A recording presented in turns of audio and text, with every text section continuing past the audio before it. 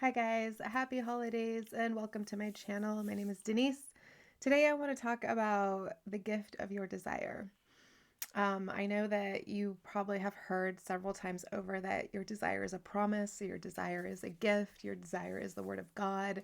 And still, many of you may be sitting in an existence where you feel like that's untrue because you have not seen the fruition of your desires and they don't feel like they were a promise and they don't feel like they're the word of God and they don't feel like they're guaranteed. And so I want to explain what this means when we say this and how you can see the fruition of these desires in your 3D reality. So, first of all, when we talk about, at least when I talk about your desires being a gift and being a promise, what that really means is that your desires are how God speaks to you. In other words, your desires, period, are how God creates. They are how God expands in consciousness and how everything that is how it comes to pass, how it comes to be. So, God, the consciousness of all that is, being only aware of being all that is, had a desire to experience a conditioned reality where it could be aware of specific things from specific angles and specific perspectives and create a specific experience. And in doing that, this reality was created. As you exist in this reality from your state of consciousness, you are pushing out and experiencing the exact correlation to your state of consciousness. If you were content in that and you had no desire, there would be no growth, there would be no expansion. That would just remain your experience until the cycle goes around again and you do it all over, or you just return back to the all that is. Now, that would be pretty boring, right? So, we have these desires to create expansion.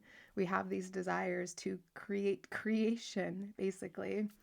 So, when you are existing in a reality where you're perceiving something, anything, from the perspective of lack, God speaks to you to create the expansion, the fulfillment of that desire, right? So it's saying, in other words, if you're experiencing specifically lack of money, your desire will be to have abundance or wealth. So your desires are directly correlated and they are sort of the motivation and the answer to get you into a higher state of consciousness and experiencing the fulfillment of what you previously as consciousness had not been experiencing. Now, these desires are a promise in the sense that if you assume the fulfillment of them and you practice the consciousness that goes along with the fulfillment of that desire, they will be blessed to you. It will be your experience. It will be given to you. There's a few things we have to keep in mind though when we're doing this. And first off, well, really it's faith. Faith is all of it. We have to hold the faith. And in holding faith, there's a few things that happen. When we hold faith, first of all, it allows us to some degree, accept the fulfillment of the desire. Also, holding faith allows us to practice in imagination what it would feel like to have the fulfillment of desire. So it's in the faith that I will soon seal this consciousness in my being, and then it will be experienced, that allows us or gives us permission or pushes us to continue to practice imagining the consciousness until it becomes sealed. Now, the other part of faith is that we cannot condition our desires, and it's faith that allows us to not do that. And by conditioning, I mean the things we believe have to happen in order for our desire to become fulfilled. So we have our main desire, our basic desire, I think is how Neville explains it. And then the other desires are things that we might think need to happen for us to get there. And that part is none of our business. That's where we're supposed to stay away from. We're supposed to not look at that. And in faith, we can jump over that and ignore it and keep practicing the fulfilled desire in and of itself, not practicing to have other things become fulfilled so that this can be fulfilled. Now, the other thing that we're not supposed to do is taking away from the desire. So we're not supposed to add to the word of God or the prophecy of God, and we're not supposed to take away from it. And taking away looks like settling. It's chopping down the desire because it seems more realistic and saying, well, maybe if I desire this instead, this will come to fruition. And both of these approaches not only are expressing a lack of faith, but they also are creating suffering.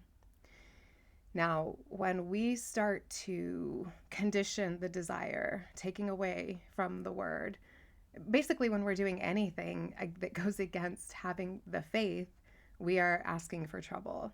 We are allowing ourselves to step into a space in an area where, as God consciousness, we will create things that represent what we're lacking, what we believe we're lacking, what we're being, right? So if you're being, my doggy's here, hi Jaspi. If you're being aware of not having faith and you're existing from a faithless space, and as a result, you're trying to manipulate, condition, or control the fruition of your desire, or you're chopping pieces off of it and saying, I'll just take this instead. No, I don't really want that. I want this instead because it seems easier.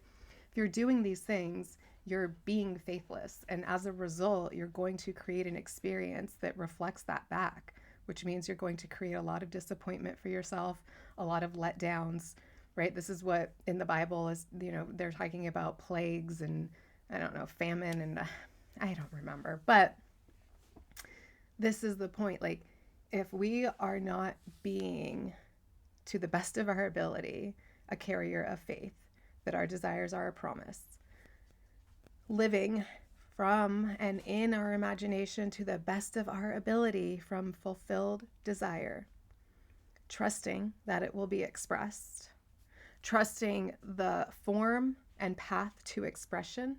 We don't need to get involved in any of that, and trusting the actual fulfillment, complete, entire fulfillment of it. We are being faithful. And in being faithful, we get rewarded greatly because you will experience the equivalent to what you're being. So faith is incredibly important, and faith is how your desires are a promise, how they are a gift.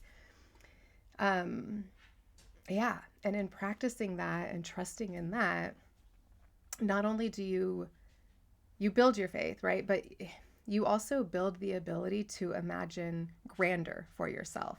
You build and create grander desires, deeper desires, more passionate desires, desires that stretch farther beyond your personal friends, family, right? Desires that reach as far as you want to go with the world you're creating. And so you basically are giving yourself permission to continue to expand. The more faith you have, the higher or grander the expansion can be. And the more you practice using that faith, holding that faith, doing the things that you know will exhibit that faith, which are using your imagination, holding firm to your fulfilled desire in imagination, not, taking stuff away from it. And like I said, not adding to how it needs to show up. What needs to happen? This, then that, so that I can have this. No. If you know what you want in the end, then that's where you maintain. That's where you focus. That's what you become conscious of being. You don't become conscious of being the orchestrator of that desire. You become conscious of being the fulfilled individual experiencing that desire, having it fulfilled. You become as conscious as you can, and you persist in that until it becomes sealed in your subconscious. And when it's sealed, you'll know because you'll be done. You won't have to, not have to, but you won't feel the need to go do sats anymore. You won't feel the need to do whatever technique you were doing to get yourself into the state of the wish fulfilled. It will just be who you are now. And you'll know consciously, it hasn't expressed itself, but you will also know consciously, but it is who I am.